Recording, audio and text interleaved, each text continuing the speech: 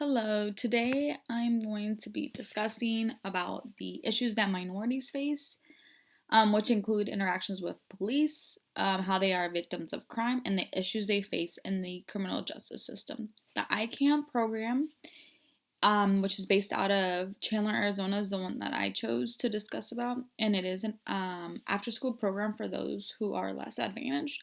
It isn't a big, well-known program, but it is making an impact in the community, and it is growing.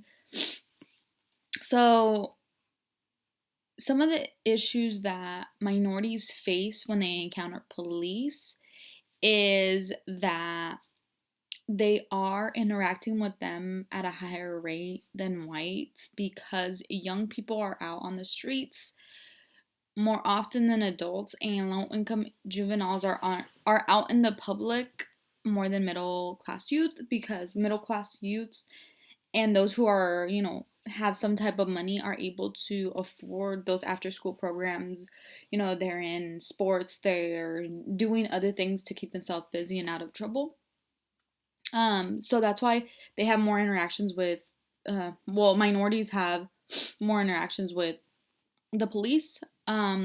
Also, those who are younger, especially African Americans, have a more negative attitude towards the police, which can lead to higher arrest. So, um, minority youths feel that they are being targeted by police officers, which creates a negative effect or negative outlook on the way that they interact with them. So, you know, if minority youths feel that police officers are out to get them and then they're just targeting them, and they're going to have a negative attitude towards them, and then that will determine how the police officer feels and their actions towards these youths.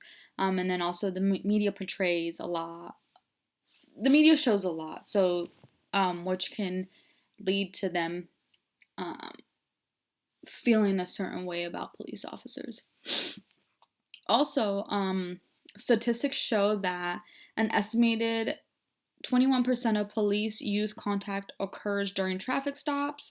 Drivers ages 16 to 24 were more likely to be involved in a traffic stop and more likely to be ticketed by law enforcement, warned by law enforcement, or allowed to proceed with no action. So, like I said, if there's a negative attitude, there's hostility, a bad interaction, they're more likely to be arrested, ticketed, cited, or given a citation, whatever it might be.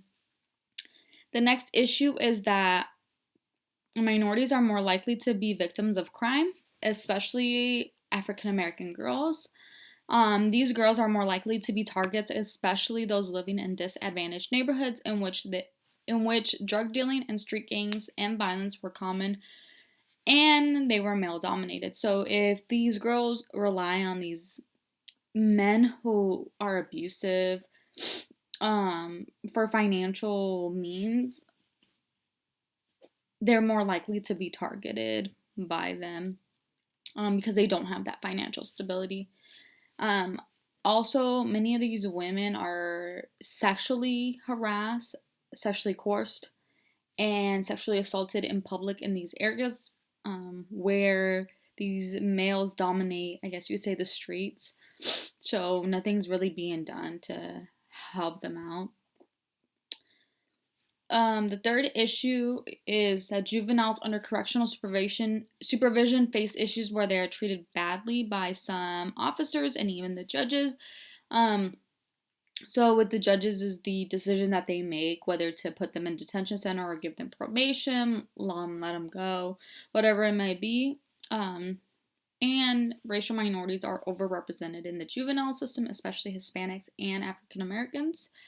African Americans are also more likely to be placed in a juvenile detention center as opposed to receiving probation, and the opposite goes for whites. They are more likely to receive probation than being placed in a detention center. Now, a lot of the times, minorities come from a one-parent home, and a lot of times these parents are either, drug addicts. They're also in prison. They're not stable, or they're working, so they don't have a stable home. So the only stability that can be provided to them is the detention centers. which leads me to talk about a study that was conducted on the responses to social problem situations, and empathy in secure juvenile institutions. The research examined 79 delinquents, 62% of them were boys, 38% of them were girls, and they analyzed that juvenile delinquents in a secure facility tend to face a long history of failures at school and conflicts with authority. The study concluded that adequate coping skills requires well-developed social perspectives taking ability, which have been found to be underdeveloped in delinquents, which means that, you know, when they come from a one-parent home or they don't have any parents,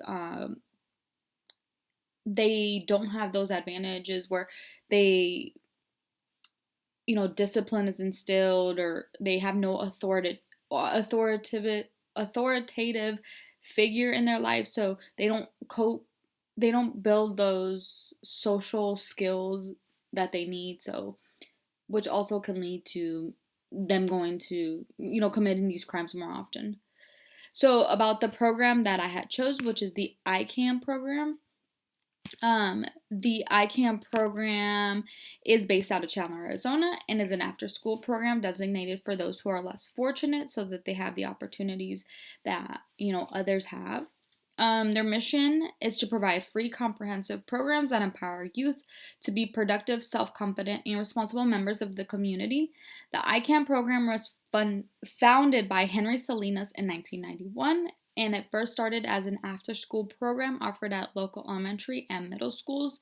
And then they developed a small center which housed was able to serve between 30 to 45 students. It grew bigger, and so in 2012, they built a building worth $5 million, which is able to serve now 200 youth per day within the program. There are classes for parents which focus on strengthening their families and communities, parenting classes, and classes where a high school student and the parent build their relationship. The youth programs, which are for middle school and elementary school kids, are a safe haven for kids to be at after school, where they are fed, because some of them are not fed, so they're fed dinner and a snack, and then they're able to play sports and do their homework, and then learn about the STEM and other activities. They also develop skills using 5 C's: connection, confidence, character, contribution, and competence.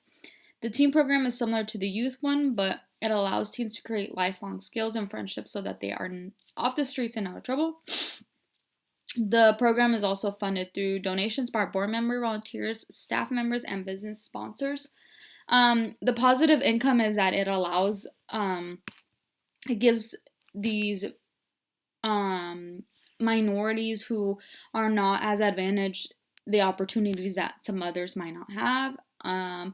But the issue is that it's only able to house or serve 200, so it's not a big program. And then also, if volunteers are no longer providing donations and stuff like that, then, or there's no volunteers to help out, the program does not run as efficiently as it should.